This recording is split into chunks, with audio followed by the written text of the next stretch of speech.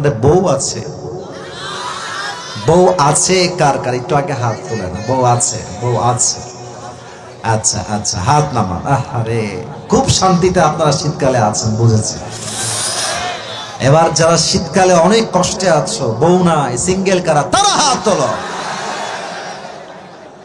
ইন্না লিল্লাহ। সাররা কোথায়? এই যে আমার ডানে সারেরা আছেন, এই যে বামে ভাইরা, দেখেন আপনাদের বউ নাই? ইন্না লিল্লাহি ওয়া ইন্না ইলাইহি রাজিউন। যুবকদের কষ্ট কেউ না বুঝলেও আসিফ হুজুর কিন্তু বোঝে। যুবক ভাইরা, আমি আমার একটা ওয়াজে ওপেনলি ডিক্লেয়ার দিয়েছি, শীতকালে কম্বল দিয়ে নয়, ল্যাব দিয়ে নয়, একমাত্র বউ দিয়ে যুবকদের শীত হবে। আব্বা বোঝে না রে, আব্বা বোঝে না। আব্বা বলে যে নিজের পায়ে দাঁড়া। নিজের পায়ে দাঁড়াইতে দাঁড়াইতে যৌবনের অর্ধেক যৌবন নষ্ট হয়ে যায়। আল্লাহ আব্বা জানদেরকে বোঝার তৌফিক দান করুন, পরে সবাই আমিন।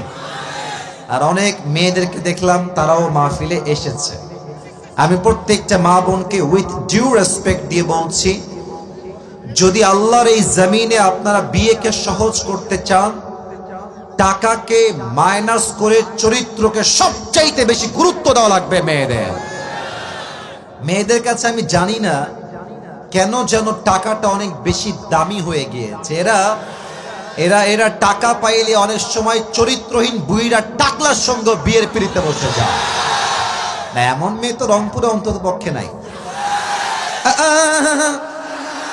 আরে নাই রে বাবা, আল্লাহ হেদায়াত দান করুন, পরে সবাই আমিন।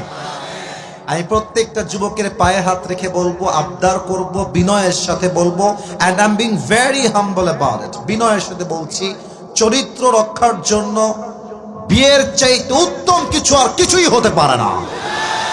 আর আমি আরেকটা কথা বলবো, তোমরা অনেকে বিয়ে করতে ভয় পাও, এটা আমি জানি। আমি নিজেও তো যুবক, তোমাদেরকে আমি না বুঝলে বুঝবে কে বলো? শোনো, বিয়ে করতে ভয় পাবা না, কোনো ভয় নাই। পুরুষ মানুষের জন্য বিয়ে একটা জায়েজ না, 4টা বিয়ে জায়েজ আছে। আমি বলছি তুমি 4টা বিয়ে করো, আমি বলবো তুমি একটা বিয়ে হালাল নিয়তে পরিষ্কার মনে করো। যদি জিতে যাও শাদী মুবারক, যদি হেরে যাও নেক্সট শাদী মুবারক। কথা বুঝলে বুঝবা, না বুঝলে ভয় নাই। আরে আমি মরদ মানুষ, মেয়ে আমার ঠকাইবে, আমি 2 পয়সা পরোয়া করি না যুবক ভাই। দুনিয়াতে মেয়ের কোনো অভাব নাই। যে বিশ্বাস রাখবে আজীবন তোমার সঙ্গে থাকবো, বিশ্বাস রাখবা না তোমার জায়গা আমার লাইফে এক চুল পরিমাণ হবে না। অনেস্টি, লয়্যালটি, বিশ্বাস আছে আমি আছি, বিশ্বাস নাই আমিও নাই, ঠিক কিনা বলেন? অতএব সব ভুলে যাও। 10,000 টাকা ইনকাম, 12,000 ইনকাম, 15,000 ইনকাম। তবে হ্যাঁ, বিয়ের ক্ষেত্রে মেয়েকে নিয়ে ডিমান্ড খুব আহামরি আকাশ পরিমাণ রাখবা না, মাথায় রাখবে একটু ছাড় দেওয়া লাগবে, একটু ছাড় দিতে হবে। সব মেয়ে পারফেক্ট হবে না, কেউ পরিপূর্ণ পর্দাশীল হবে, কেউ পরিপূর্ণ পর্দাশীল হবে না, কেউ খুব বড়লোক হবে, কেউ মধ্যবিত্ত হবে, কেউ গরিব হবে। তুমি জাস্ট এইটা দেখবা যে রাসূলের সুন্নাহ অনুযায়ী এই মেয়েটার দিনদারিত্ব ঠিকঠাক আছে কিনা। যদি দিনদারিত্ব ঠিক থাকে, রিচ হোক, মধ্যবিত্ত হোক, লোয়ার ক্লাস হোক, দিনদার হবে যেখানে, বিয়ে করব সেখানে। আর একটা কথা বলে আমি আমার এই কথার ইতি টানতে চাই। মনে করো যে আসিফ হুজুর ওয়াজ করে গেছে, আজ থেকে বিয়ের প্ল্যান শুরু হয়ে গেল, কথার কথা, ফর এন এক্সাম্পল। এখন ভাবছো যে না, আসিফ হুজুর ওয়াজ করেছে বিয়ে করার জন্য, ঠিক আছে, তবে আমার বেতনের স্কেল হচ্ছে এখন 10,000 টাকা, যখন এটা 30+ হবে তখন বিয়ে করব। পাশাপাশি এখন যে মেয়েগুলো দেখছি আহামরি সুন্দরী না, ঠকে যেতে পারি, কারণ এটা হচ্ছে মোবাইল ফোনের মতো, যত বছর যায় এটা আপডেট হয়। হ্যাঁ, মনে হবে যে দেরি করলে আরো আপডেট ভার্সন পাবো। ভুল ধারণা। কেন ভুল ধারণা? আমার থেকে বুঝে নাও। তুমি যদি একটা বছর বিয়েকে পিছিয়ে দাও, যে আমি 2025 সালে নয় 2026 সালে বিয়ে করব, বেটা তুমি যে একটা বছর সিঙ্গেল থেকে মাস্টারবেশন করবা, চোখের গুনাহ হবে, জিনার গুনাহ হবে, হাসতেছো, এই গুনাহের ড্রাইভার কে নেবে আমাকে বলো তুমি আমাকে। অতএব একটাই কথা, যৌবন আমার একমাত্র বিয়েতে যাবে, হারাম কাজে যাবে না যুবক ভাই, ঠিক কিনা বলেন? আল্লাহ আমার যুবক ভাইদেরকে বোঝার তৌফিক দান করুন, পড়েন সবাই আমিন। তিনটা তাকবীর দিবেন। প্রথম তাকবীর দিবেন বিবাহিত ভাইরা, দ্বিতীয় তাকবীর দিবেন আমার প্রিয় সিঙ্গেল ভাইরা। দেখতে চাই কার গায়ের জোর কত বেশি। বিবাহিত ভাইরা কাশি দেন একটা। হায় রে, মান সম্মান সব শেষ হয়ে যাবে আজকে। বিবাহিত ভাইরা তাকবীর দিবেন জোরের সঙ্গে আমার সাথে, সিঙ্গেলরা চুপ থাকবে। বিবাহিত ভাইরা নারে তাকবীর। মোটামুটি নাই নাই নাই নাই, বেশি একটা আওয়াজ নাই। আচ্ছা, সিঙ্গেলরা একটা কাশি দাও। আপনারাই নাম্বার দিবেন, আমি চুপচাপ আছি। আমি এই দল থেকে বের হয়ে গেলাম আজকে। সিঙ্গেল ভাইরা তাকবীর দেন, নারে তাকবীর। বিবাহিত ভাইরা আমাকে মাফ করে দিয়েন। আহা মাশাআল্লাহ, আজকে আমরা সবাই মিলে আরেকটা তাকবীর দিব এমন জোরে যে আমি আসিফ হুজুর তাকবীরের ঠেলায় স্টেজ ভেঙে নিচের দিকে পড়ে যাব। ঠিক আছে, দেখা যাক। সবাই একটা কাশি দেন। নারে তাকবীর। আল কোরআনের আলো, আল হাদিসের আলো, কোরআন হাদিস যেখানে, আলেম ওলামা যেখানে, পীরগঞ্জবাসী যেখানে, আল্লাহ যেন কবুল করে। পড়েন সবাই আমিন। আজ অল্প সময় ওয়াজ হবে। মিডিয়াতে দে আর রেকর্ডিং দিস ভিডিও, তারা এটা রেকর্ড নিচ্ছে।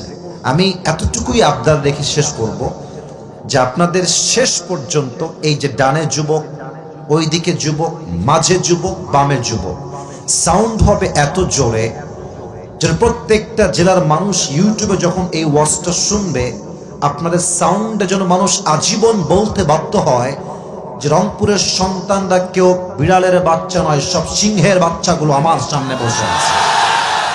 এই আওয়াজটা শেষ পর্যন্ত থাকবে তো ইনশাআল্লাহ। আল্লাহ যেন সেই তৌফিক দান করে। পড়েন সবাই আমিন। আজকে পুরো তাফসীর হবে একটা শব্দকে ঘিরে। বলেন সবাই, পীরগঞ্জের লাল দিঘির ভাইরা কয়টা শব্দকে ঘিরে? আমি শব্দটা বলছি, you have to repeat after me. আমি বলে ফেললে আপনারাও বলবেন, নিজ দায়িত্বে আমাকে মোটিভেট করতে, আমার কথাকে আরো সুন্দর করতে।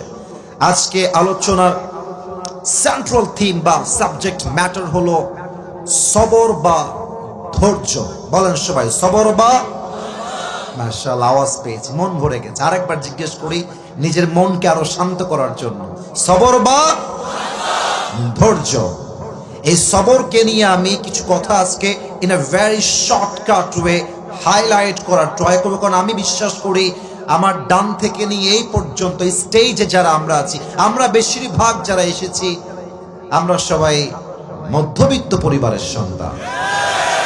আমি আমার একটা ওয়াজে বলেছিলাম, হয়তো কেউ কেউ আমাকে চেনেন আগের থেকে, আমি জানি। আমার ওয়াজে বলেছিলাম যে মধ্যবিত্ত পরিবারের সন্তান মানেই এক একটা ব্র্যান্ড। কেন ব্র্যান্ড? সাইকেল দিবেন চলবে, বাইক দিবেন চলবে, কার দিবেন চলবে, কিছুই দিবেন না, বলবেন যে হেঁটে হেঁটে এসো, আমি মধ্যবিত্ত পরিবারের ছেলে, তাও আমার চলবে। আমাকে আপনি ডাল দিবেন, ভাত দিবেন চলবে, ভর্তা দিবেন, ভাত দিবেন চলবে, সবজি দিবেন, ভাত দিবেন চলবে, কিছুই দিবেন না, এক প্লেট ভাত দিবেন, এক গ্লাস পানি দিবেন, একটা মরিচ দিবেন, পান্তা ভাত হলেও আমার চলবে। খাট দিবেন, ঘুমাবো, খাট দিবেন না তাও ঘুমাবো, বালিশ দিবেন, ঘুমাবো, বালিশ দিবেন না তাও ঘুমাবো, কম্বল দিবেন, ঘুমাবো, কম্বল দিবেন না তাও আমি আরামের ঘুম ঘুমাবো। ইভেন প্রমাণ দিচ্ছি, রিক্সা চালক তার রিক্সার মধ্যে এক মাথা দেয় সিটে, নিতম্ব দেয় সিটের উপরে, একদম উল্টায় ওখানেই ঘুমায় যায়। আর বড় ঘরের সন্তান ঘুমের ট্যাবলেট খেয়েও ঘুম আসে না। আমরা মধ্যবিত্ত পরিবারের ছেলে, আমরা আরামও করতে পারি, কঠোর পরিশ্রম আমরা করতে পারি, ঠিক কিনা বলেন? সবর এমন একটা আমল, এমন একটা জিনিস যেটা আমাদেরকে নতুন করে বাঁচতে সহযোগিতা করে। সবর এমন একটা জিনিস যেটা আমাদেরকে বিপদে আপদে শেখাতে চায়, যত কষ্ট আসুক, যত আপদ আসুক, যত বিপদ আসুক, ধৈর্য হবে এক সপ্তাহের উপরে। আওয়াজ দিয়ে বলেন সবাই, তিনি কে? ডানে একটু তোমরা আওয়াজ করছো, হ্যাঁ, একটু চেপে যাও, আমার কথা শোনো, আমি তোমাদের ভাই, একটু চেপে যাও, ডানে চেপে গেলে সুবিধা হবে। আর সেলফির জন্য ক্যামেরা বের করো না। আজকে আমাকে মোবাইল বের করে দেখার দিন নয়, আজকে আমাকে ফেস টু ফেস সরাসরি দেখার দিন। কথা ভুল বললাম, ঠিক বললাম? মেহেরবানি করে সবার পায়ে আমার হাত, আমাকে কনস্ট্রাকটিভলি তাফসীরটা রিপ্রেজেন্ট করার জন্য সহযোগিতার হাত বাড়াবেন। সবর মিন্স পেশেন্স। সবর মানে হলো ধৈর্য। It includes aspects of being self-disciplined, remaining spiritually steadfast, and showing fortitude when especially faced with adversity or setbacks. সবর মানে হলো আধ্যাত্মিকভাবে নিজেকে অবিচল রাখা।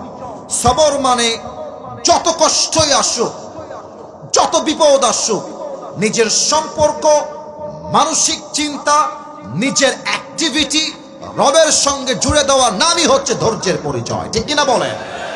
মানে কি? ধৈর্য এমন একটা হাতিয়ার, বিপদের কাছে ধৈর্য এমন একটা হাতিয়ার, ধৈর্য যার কাছে আছে বিপদ তার কাছে বিপদই মনে হবে না। ঠিক কিনা বলেন? আচ্ছা, আপনারা একটা সূরা কোরআনে আছে, একটা সূরা, যেই সূরাটা কোরআনের সবচেয়ে বেশি মোটিভেশনাল সূরা। যে যুবকরা সুইসাইড করতে মনে চায়, আমার যে কলিজার টুকরা মা বোনদের সুইসাইড করতে মনে চায় যে আর বাঁচবো না, কষ্টে জীবনটা বেকার হয়ে যাচ্ছে, সময় পেলে একবার সূরা দোহার তাফসীরটা পড়বেন। আমার থেকেও শুনতে পারেন, আজহারী সাহেবের থেকেও শুনতে পারেন, অথবা নিজেও পড়তে পারেন। বিশ্বাস রাখেন, সূরা দোহার তাফসীর কেউ যদি ভালো করে স্টাডি করে, সুইসাইড করা তো বহু দূরের কথা, তার জীবনটা আরো সুন্দর করে বাঁচতে মনে চাইবে। ঠিক কিনা বলে? সবরটাও হচ্ছে এক্স্যাক্টলি লাইক দ্যাট। সবর শিখে গেলে আপনাকে কেউ ধরে রাখার কোনো শক্তি পাবে না। মনে রাখবেন, জীবনে যখন বড় কিছু হবেন তো কিছু কুকুর থাকবে পেছনে ঘেউ ঘেউ করার জন্য। আপনি তাকায় দেখেন মিজানুর রহমান আজহারী হুজুর, তাকে নিয়ে কত মারামারি, কত ট্রল, কত গালিগালাজ অনেকেই করছেন, কারো নাম বলতে চাচ্ছি না, তবে খাওয়া নাই, কোনো খাওয়া নাই। অত ইজ্জু মাংতাসা অত দিল্লু মাংতাসা, अल्लाह जिसे इज्जत देना चाहता है कोई उसे जिल्लत नहीं कर सकता, और जिसे अल्लाह जिल्लती देना चाहता है उसे कोई बाइज्जत नहीं कर सकता। ठीक কি না বলেন? সম্মানের মালিক তো আল্লাহ তাআলা। তো তুমি যখন সামনের দিকে এগিয়ে যাবা, জীবনে বড় কিছু করবা, এলাকার চাচারা বলবে, কি রে তুই তো ভালোই এগিয়ে গেছিস রে, আমাকে চিনতে পেরেছিস? আমি তোর চাচা, আমি তোর মামা, আমি তোর খালু, আমি তোর খালা। দ্য ম্যাটার ইজ, পকেটে টাকা ভারী থাকলে আই লাভ ইউ বলা লোকের অভাব হয় না, আর পকেট খালি থাকলে ঘরের আপন বউটাও পর হয়ে যায়। যত কষ্টই হোক, পকেট ভারী হোক খালি হোক, সবর হবে এক সত্তার উপরে। আওয়াজ দিয়ে বলেন সবাই, তিনি কে? আমি কিছু এক্সাম্পল দিব কোরআন থেকে। প্রথম এক্সাম্পল দিব দুইটা কোরআন থেকে আয়াত ভিত্তিক, তবে কিছু প্রশ্ন করছি। I hope I will get the right answer from all the people. I will get that inshallah. আমি আশা রাখব উত্তর সঠিক দিবেন আমার পীরগঞ্জের লাল দিঘির ভাইয়েরা। বলেন তো, একজন নবী ছিলেন, যেই নবী, আপনাদের মনোযোগ খুব মারাত্মক, আপনারা উত্তর দিবেন সঠিক, এটা আমার বিশ্বাস, যিনি কোন বর্ণায় আসছে 12 বছর, কোথাও আসছে 18 বছর যাবত তিনি সিক ছিলেন, অসুস্থ ছিলেন। আইয়ুব আলাইহিস সালাম। মাশাআল্লাহ, রাইট আনসার। বলেন সবাই, কি নাম ছিল? খুব খেয়াল করেন যে আল্লাহ আমাকে তুমি একটা বউ দিয়ে দিও, এই দোয়া দিয়ে কাজ হবে না, দোয়াটা দোয়ার মতো হতে হবে। আল্লাহ তুমি আমার একটা BMW দিও, কাজ হবে না, ভালো করে দোয়া করতে হবে। দেখেন আপনাদের পীরগঞ্জে, আমি এই এখনই রিসেন্ট বলছি, এই যে এখনই 10 মিনিট আগের কথা, মানে 3টা বাজার আগের কথা, 10 মিনিট না, আমি হোটেলে খেতে বসেছি আপনাদের রংপুরের এই লাল দিঘির থেকে সামনে একটা হোটেলে, গাড়িতেই ছিলাম। তো আমি দেখলাম যে একটা বৃদ্ধা মহিলা আমার গাড়ির কাছে চলে আসছে, একদম বৃদ্ধা, দাঁত নাই, একটা দাঁতও নাই, একদম ছোট্ট ছোট্ট 2-1টা দাঁত, মানে কোনো মতে খাওয়ার জন্য আছে, বৃদ্ধা মহিলা। এই যে নাইম আমার সাক্ষী, সে আমার সাথে ছিল। প্রথমে দিলাম 50 টাকা, 50 টাকা সে নিল আমার থেকে, আবার আসছে গাড়ির কাছে, বলছে আমি দুপুরের খাবারটা খাবো। তো তার চেহারাটা এত মলিন ছিল, আমি বললাম যে ওকে নিয়ে যাও, হোটেলে নিয়ে গিয়ে যা খায় খাওয়ায় দাও। কেন বললাম এটা? আমি আসিফের দিল দরিয়া অনেক বড়, it's exactly not like that. বরং ব্যাপারটা হচ্ছে মানুষ চাওয়ার মতো চাইতে জানলে দেনেওয়ালা কোনো তার হাত ফিরায় দেয় না। চাওয়ার মতো চাইতে হবে। দেখেন, আমি বললাম কমিটির ভাইরা এক গ্লাস পানি দিয়েন তো।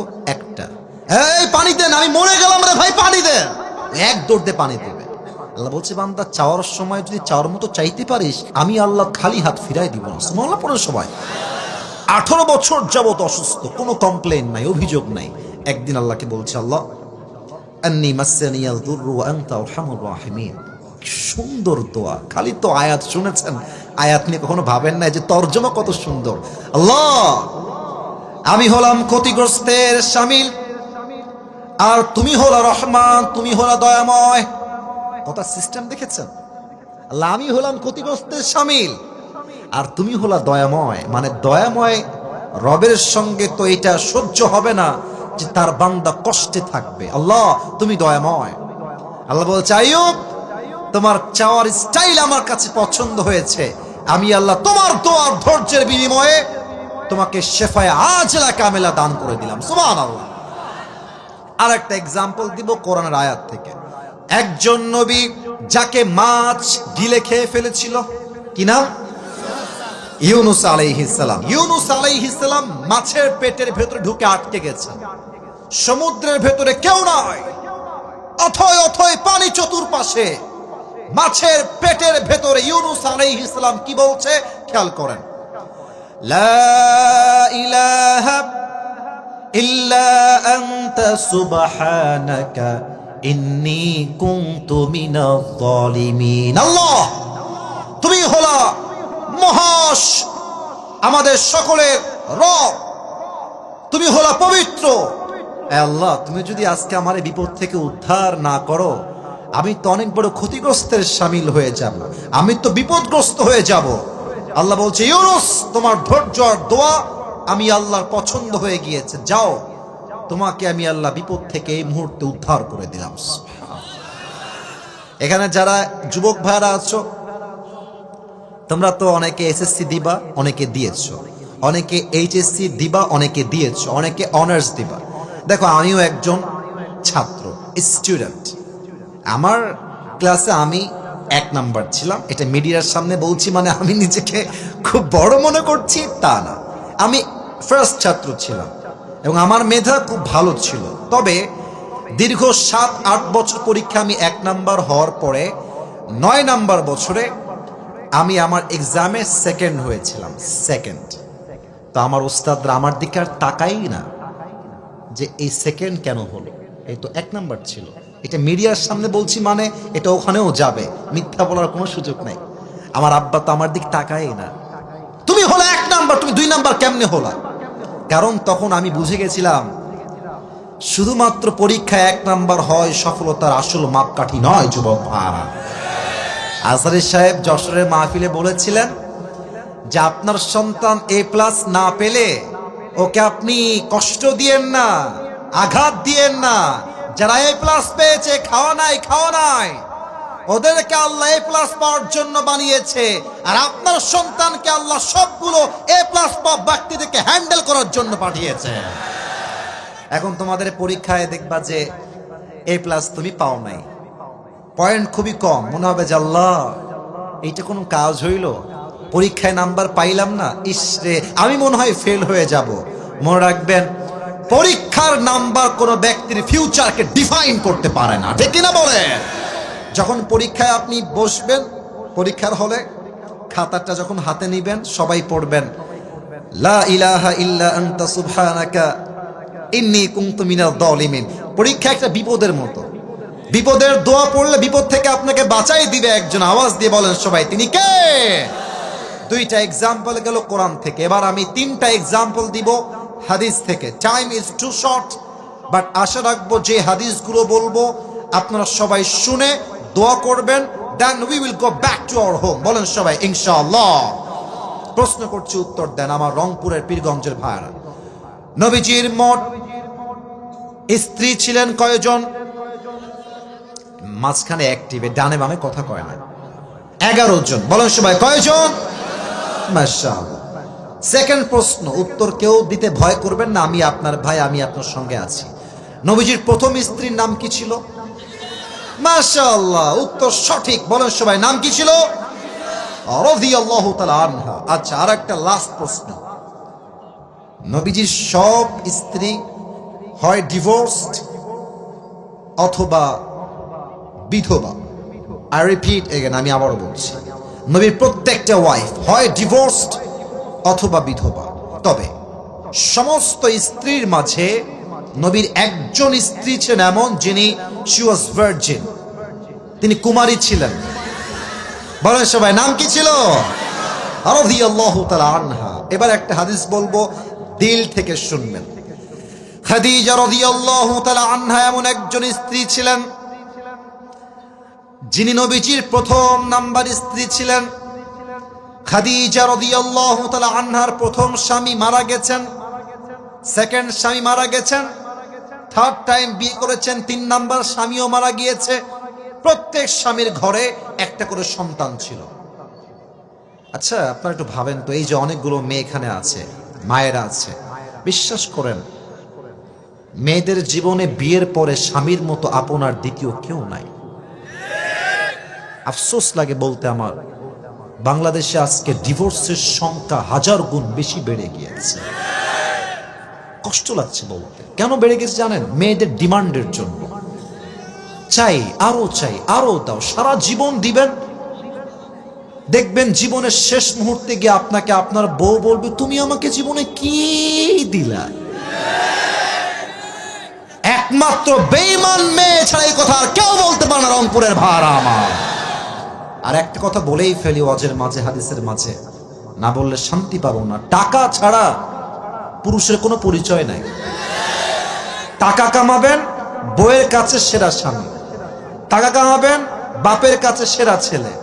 টাকা কামাই করবেন, ছেলের কাছে সেরা বাবা হয়ে যাবেন। আর টাকা কামাই করবেন না, রক্তের মানুষগুলো আপন হয়ে যাবে রংপুরের ভার। দেখেন হাদিস কি বলে। খাদিজা 3টা বিয়ের পরে হতাশ, কষ্টে পড়ে গেছে, একটা স্বামীও বাঁচে না। এবার তিনি নিয়ত করলেন, তাকাররারা খাদিজা আন্নাহা লান তাতাযাওয়াজা মাররাতান Ukhra, I will never ever get married again. আমি আর বিয়ে করব না আনটিল আল্লাহ আমাকে একজন উত্তম চরিত্রবান যুবক না দেয়, ততক্ষণ পর্যন্ত। খাদিজা চুপচাপ সবরের সঙ্গে সামনে বাড়তে শুরু করলেন। হাদিসে আসছে, একদিন খাদিজা রাদিয়াল্লাহু তাআলা আনহা তাহাজ্জুদের সময় এমনি ঘুমিয়ে আছেন বিছানার উপরে। হঠাৎ করে তিনি স্বপ্নে দেখছেন অমাবস্যার রাত, চতুর্পাশে অন্ধকার। উনি বাহিরে বের হয়েছেন, আকাশের দিকে তাকিয়েছেন, দেখছে আকাশে এক বিশাল চাঁদ, আর চাঁদের আলো এতটা প্রবল, চাঁদের আলোতে পুরো পৃথিবীটাই আলোকিত হয়ে গেছে। সুবহানাল্লাহ পড়বেন না আপনারা? খাদিজা বলছে, মাশাআল্লাহ, এত বড় আলোকিত চাঁদ তো আমি জীবনে কখনো দেখি নাই। চাঁদের দিকে এমনি জাস্ট তাকিয়েছে, আমার দিকে তাকানোর সময় আমার চোখে, আমার চেহারা তাকিয়ে চাঁদের দিকে এমনি, চাঁদটা ঠাস করে উপর থেকে খাদিজার বুকের দিকে নামতে শুরু করেছে। চাঁদ উপর থেকে নিচে নামতে শুরু করেছে। খাদিজা ভয় পেয়ে গেছে, খাদিজা একটু পেছন পা হয়েছে, আর সাথে সাথে ঘুমটা ভেঙে গেছে। খাদিজার স্বপ্ন ঘুম ভেঙে দৌড় দিয়ে তার চাচা ওয়ারাকা বিন নাফিলের কাছে গিয়েছে। ডাক দিয়ে বলছে, চাচা, স্বপ্নে দেখলাম বিশাল লম্বা একটা চাঁদ আকাশ থেকে ভেঙে আমার বুকের দিকে পড়ছে। মা তাবিরু হাযাল হুলম, এই স্বপ্নের ব্যাখ্যা কি হবে চাচা? বলছে, অপেক্ষা করো, আমি পড়ছি তাওরাত ইনজিল, দেখছি তোমার ব্যাখ্যা কি হবে। চাচা ওয়ারাকা বিন নাফিল তাওরাত খুললেন, ইনজিল খুললেন, খুলে বলছেন, খাদিজা গুড নিউজ। এই ওই দিক না, এদিকে তাকাও। গ্রামের চাচাতো ভাইয়ের মতো আচরণ করলে চলবে না, ঠিক আছে? ড্রোন এগুলো উড়বে, নট এ বিগ ডিল, আমার চোখের চোখ রাখো। বলছে, খাদিজা গুড নিউজ, সুসংবাদ তোমার জন্য। শোনো, আমি তাওরাত আর ইনজিল খুলে ব্যাখ্যা করে বুঝতে পারলাম শেষ নবী তোমার স্বামী হিসেবে কবুল হতে চলেছে। সুবহানাল্লাহ। খাদিজা বলছে, এটা কি সত্যি? বলছে, ইয়েস সত্যি, অপেক্ষা করো, সবরের পরিচয় দাও। লম্বা হাদিস, লম্বা ঘটনা, আমি শর্টকাটে বলার ট্রাই করছি পীরগঞ্জের ভাইরা। একদিন নবীজি খাদিজা রাদিয়াল্লাহু তাআলা আনহার ঘরে আসলেন একজন বিজনেস পার্টনার হিসেবে। ইউ অল নো দিস হাদিস, এটা সবাই আপনারা জানেন। তো দেখেন আমাদের যে বাসাগুলো আছে, দেখবেন যে বাসার দুইটা রুম, মানে দুইটা রুম বাসায়, দেখবেন এই পাশে একটা রুম, এই পাশে একটা রুম, পাশে হচ্ছে বারান্দা। তো বাসার মাঝে যে দেওয়ালটা থাকে, মাঝে মাঝে দেওয়ালে জানালা বা উইন্ডো থাকে কি থাকে না? এই যে কথা না বললে ওয়াজকারে কই থাকে না, থাকে না, থাকে। তো নবীজি এসেছেন বিজনেস করার জন্য, মূল অর্থ নিবেন, ব্যবসা করবেন, আবার বিপুল পরিমাণ লাভ করে খাদিজাকে ফিরায় দিবেন।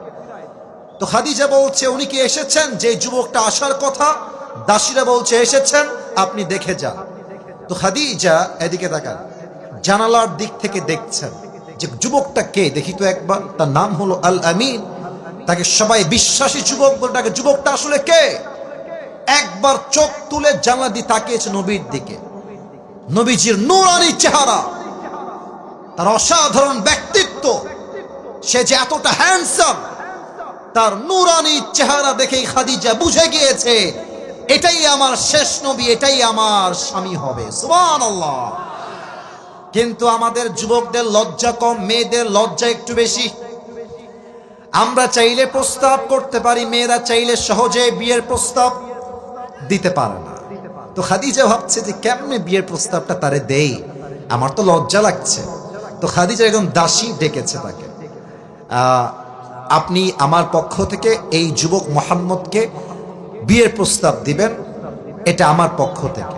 তো বলছে ঠিক আছে দেওয়া যাবে, তবে আজকে নয়, ব্যবসা করে ফিরে আসুক, তারপরে বিয়ের প্রস্তাব দিব।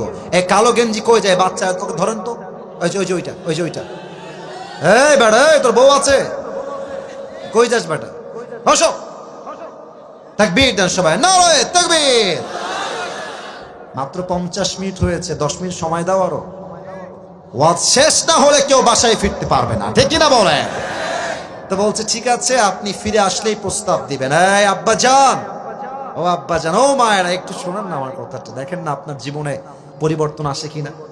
তো কয়েকদিন পরে যখন নবীজি ব্যবসা করে বাসায় ফিরে আসছেন, খাদিজার দাসী তার বাসায় আসছে, এসে বলছে আসসালামু আলাইকুম মুহাম্মদ, তোমার সাথে কথা বলা যাবে কোন বিষয়ে?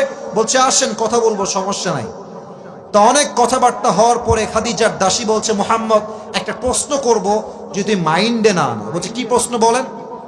আচ্ছা তোমার বয়স তো মাশাআল্লাহ 25 বছর হয়ে গেছে, তো তুমি দেখতেও সুন্দর, ব্যবসাও শুরু করেছো, তুমি বিয়ে করো না কেন, সমস্যা কি তোমার? নবীজি বলছে সব ঠিকঠাক আছে আমার বিয়ের জন্য, কিন্তু আমার কাছে এইটা নাই, টাকা নাই, আমাকে কে মেয়ে দিবে? আমার আব্বাজান, বোনেরা, মায়েরা কান খাড়া করেন। তো দাসী বলছে তুমি টাকার জন্য বিয়ে করতে পারছো না, এটাই তোমার সমস্যা? It's not a big deal, কোনো সমস্যাই না। আমার কাছে এমন একজন মেয়ের সন্ধান আছে, যেই মেয়েকে বিয়ে করলে তোমার দেনমোহর দেওয়া লাগবে না, যেই মেয়েকে বিয়ে করলে তোমার পোশাক দেওয়া লাগবে না, যেই মেয়েকে বিয়ে করলে তোমার হাত খরচ দেওয়া লাগবে না, বাড়ি গাড়ি কিছুই দেওয়া লাগবে না, বরং তোমার যা লাগবে সেই মেয়ে নিজেই তোমাকে সব দিয়ে দিবে। আরে এরকম মেয়ে কি তোমার কেউ আছে নাকি? ইসমুহা, সেই মেয়ের নাম কি আমাকে বলেন, আমি বিয়ে করবো, আপত্তি নাই। বলছে ইসমুহা খাদিজা, তার নাম হলো খাদিজা, তুমি বিয়ে করবা? নবীজি লজ্জা পেয়ে গেছে। কারণ কি জানেন? নবীজি খাদিজাকে আগের থেকেই পছন্দ করেন। তবে বাস্তবতা হচ্ছে বড়লোক ঘরের ছেলে গরিব ঘরের মেয়েকে বিয়ে করে, বড়লোক ঘরের মেয়ে কখনো গরিব ছেলেকে বিয়ে করতে চায় না। নবীজি প্রস্তাব দিতে পারেন নাই। তো যাই হোক, প্রস্তাব চলে আসছে। নবীজির অ্যাটিটিউড দেখেন, অ্যাটিটিউড কাকে বলে, ব্যক্তিত্ব কাকে বলে। এত পছন্দের মেয়ের পক্ষ থেকে বিয়ের প্রস্তাব আসছে, নবীজি বলবেন হ্যাঁ হ্যাঁ হ্যাঁ আমি এখনই বিয়ে করবো, আমাকে এখনই যান না। বলছে ঠিক আছে আপনি যান, আগামীকাল দেখা হবে, কথা হবে, আমি সিদ্ধান্ত নিয়ে আপনাকে জানাবো। এটা ব্যক্তিত্ব। আর তোমরা তো মেসেঞ্জার একটা হাই পাইলে আসসালামু আলাইকুম আপু, এটা কথা বলা যাবে, নাম্বারটা পাওয়া যাবে, এটা অডিও কল দিয়ে, এটা ভিডিও কল দিয়ে আপনাকে কথা ঠিক কিনা বলো যুবক ভাই, এটা ব্যক্তিত্ব বোধ না। মেয়েরা সেই ছেলেকে পছন্দ করে না যে পেছনে ঘুরঘুর করে, মেয়েরা সেই ছেলেকে পছন্দ করে যে তার ক্যারিয়ারে ফোকাস করে। নবীজির ব্যক্তিত্ব দেখেন, বলছে আজকে না কালকে, আজকে সময় নাই, কালকে দেখা হবে। কালকে এসেছে চাচা আবু তালেবকে নিয়ে। আবু তালেব এসে বলছে, খাদিজা তুমি কি শিওর যে তুমি এই গরিব ছেলেকে বিয়ে করবা? জাস্টিফাই করছে, শিওর তো? খাদিজা বলছে জি জি আমি শিওর তাকে বিয়ে করবো। এই খাদিজা শোনো, আমরা কিন্তু গরিব ঘরের ছেলে, আমারও টাকা নাই, আমার ভাতিজার কিন্তু কোনো টাকা পয়সা নাই, তবে হ্যাঁ টাকা নাই এটা সত্য, বাট আমি তোমাকে ভাতিজার ব্যাপারে গ্যারান্টি দিচ্ছি, আমার ভাতিজা মুহাম্মদের মতো চরিত্রবান যুবক মেয়ে তলটা আর কাউকে খুঁজে পাবা না। বিয়ে করবা? বলছে জি আমি রাজি আছি, আমার টাকা পয়সা দিয়ে কাজ নাই, চরিত্রটাই আমার কাছে আসল দামি জিনিস। মেয়েরা বোঝে না, চরিত্রবানকে না গাঞ্জাখোরকে মেয়েরা পছন্দ করে। আল্লাহু আকবার। খাদিজা রাজি হয়ে গেলেন, আবু তালেবও রাজি, নবীও রাজি। বিয়ের আব্দ হয়ে গেল, বিয়ে হয়ে গেল। এবার বলেন তো বিয়ের পরে একটা ওয়ালিমা খাওয়া দাওয়া রংপুরের পীরগঞ্জের ভাইরা আছে না নাই? আরে আর বাত করো, আছে না নাই? কি খাওয়াবে? নবী তো গরিব ঘরের ছেলে, টাকা নাই, সম্পদ নাই। আরে বউ হলে এরকম বউ হওয়া দরকার আসলে। খাদিজা বলছে টাকা নাই তো সমস্যা কি, আমাকে যে আপনারা 20টা উট মোহর হিসেবে দিয়েছিলেন, এই 20টা উট মেহমানদের জন্য এখনই জবাই করে দেন। জবাই হয়ে গেল, ওয়ালিমা হয়ে গেল, খাওয়া দাওয়া সব বিদায়, বাসর রাতের পালা। হ্যাঁ, অনেকের চোখ লাল হয়ে গেছে, মুখও লাল হয়ে গেছে। এটা বুঝতে হবে, এটা লজ্জার বিষয় না, জানার বিষয়। তো বাসর রাতে নবীজি পরে এসেছেন ঘরে, খাদিজা আগেই ঘরে বসে আছেন। আমার কাছে সময় আর বেশি পাওয়া যাবে না, এটা বলে আমাকে শেষ করতে হয়তো বা হবে। খাদিজা বসে আছেন, নবীজি এসেছেন, সালাম দিয়েছেন ঘরে প্রবেশ করে। খাদিজা চুপচাপ, নবীও চুপচাপ, কারণ নবীজির প্রথম বিয়ে এটা। কি বলবে, কি বলতে কি বলে ফেলবে, নবীও চুপচাপ করে বসে আছে। কিন্তু খাদিজা একটু চালাক ছিলেন, বলছে আচ্ছা আপনি কি জানেন যে আপনাকে আমি বিয়ে করলাম কেমনে, কেমনে পেলাম আপনাকে? তো নবীজি কিউরিসিটি নিয়ে, মানে আগ্রহ নিয়ে, কেমনে কেমনে বলেন না, আপনি বললেই না আমি জানবো না, আমি বুঝতে পারবো না আপনি আমার কেমনে পাইছেন। তো বলছে আমার প্রথম স্বামীও মারা গেছে, second time I got married again, আবার বিয়ে করেছি, হি পাসড অ্যাওয়ে, সেও মারা গেছে, and third time I got married again, আমি আবারও বিয়ে করেছি, সেও মারা গেছে। 3 জন স্বামীর মৃত্যুর পরে একজন মেয়ের মেন্টাল অবস্থা কি যে হয়, আই কান্ট এক্সপ্লেইন দ্যাট। এটা বলার ভাষা আমি আসিফ হুজুরের কাছে নাই, একটা সেই মেয়ে বুঝবে, আর কেউ বুঝবে না। তো খাদিজা বলছে আমি চাইলে আমার কাছে যে ধন সম্পত্তি ছিল, আমি হারাম প্রেম করতে পারতাম, অবৈধ সম্পর্ক করতে পারতাম, বাট আমি আল্লাহকে বলেছি আল্লাহ তুমি যতক্ষণ পর্যন্ত উত্তম চরিত্রবান যুবকের সন্ধান না দিবা, আমি হারামে না গিয়ে ধৈর্যের পরিচয় দিব। আমি হারামে যাব না, যত কষ্ট হোক, বিয়ের পরে যা হবে হবে, বিয়ের আগে আমার কিছুই হবে না। আমি ধৈর্যের পরিচয় দিয়েছি, আমাকে আল্লাহ তাআলা ধৈর্যের পরিচয়ের বিনিময় হিসেবে শেষ নবীর প্রথম স্ত্রী হিসেবে কবুল করে নিয়েছে। ধৈর্য কাকে বলে দেখছেন, কাকে ধৈর্য বলে? 2টা হাদিস আরো বলতে চেয়েছিলাম, তবে হাদিসটা না বলে আরেকটা কথা বলে দোয়ার দিকে যাব, কারণ নামাজের সময়টা কাছাকাছি চলে এসেছে। আমি তো ওয়াজ করছি ভাই 4 বছর যাব, মানে এইটা আমার 4 নাম্বার বছর। আলহামদুলিল্লাহ, অহংকার নিয়ে বলবো না, 4 বছরে যা পেয়েছি মানুষ 10 বছর তা অর্জন করতে পারে না, ঠিক কিনা বলেন? এটা আল্লাহর রহমত। তো প্রথম বছর যখন আমার শুরু হলো, তখন আমার একটা ফোন ছিল, মেবি রেডমি একটা ফোনের ব্র্যান্ড আছে না, রেডমি ছিল, একদম চিকন ফোন। তো ফোনের কলটল আসলে আমি রিসিভ করতাম, শুরুর দিকে, একদম শুরুর কথা। তো এক মহিলা আমাকে একদিন কল দিয়েছে, আমি আসরের নামাজের পরে বাসায় ছিলাম, কল দিয়েছে একজন মেয়ে, সালাম দিলাম, উত্তর দিল, কথা বলতে বলতে মহিলা একদম দেখছি কান্না শুরু করে দিয়েছে, একদম চিৎকার করে কান্না। আমি তো ভাই ভয় পেয়ে গেছি, কি আবার কে এটা, কি করতে কল দিল, কান্না করছে কেন? পরে আমাকে বলছে আমি আইসিইউ রুম থেকে বলছি বাবা। আমার ডাক্তার বলেছে 7 দিনের বেশি আমি হয়তো আর বাঁচব না।